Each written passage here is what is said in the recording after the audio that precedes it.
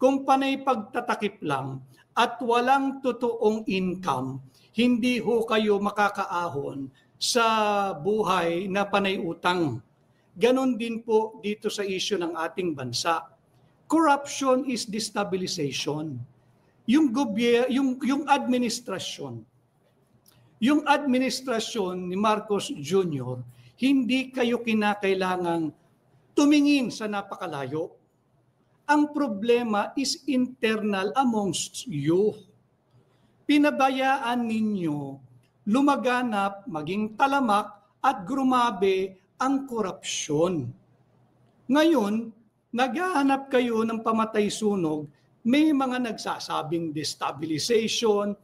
Kailan pa ang pagpapahayag ng katotohanan at ang pagpuna sa mga maling pulisiya at gawain ng gobyerno, lalong-lalo na pagdating sa korupsyon, kailan pa yan naging destabilization? Ang nagdi-destabilize sa inyo, sarili ninyo mismo, yung mismong alyado ninyo. But I think yung 2023, medyo maliho ito pero medyo within threshold pa ng pwede mong tanggaping level ng korupsyon. Sumobra ho noong 2024 at higit talagang binira yung 2025 proposed national budget. Di ba? Pinirmahan pa ni Bongbong Marcos. Doon nagsimula yung problemang yan. Apparently, binasa, in-scrutinize, pinag-aralan.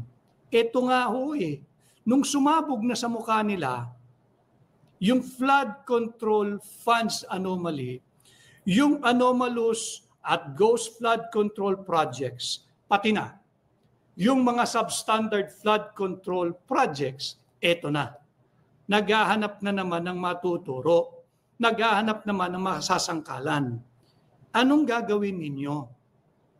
Kung yung mismong kalikasan na ang nagfa-fact check sa napakaraming pagtatakip ninyo, iapusin ninyo ang katotohanan na mayroong problema sa korupsyon sa ilalim ng inyong administrasyon.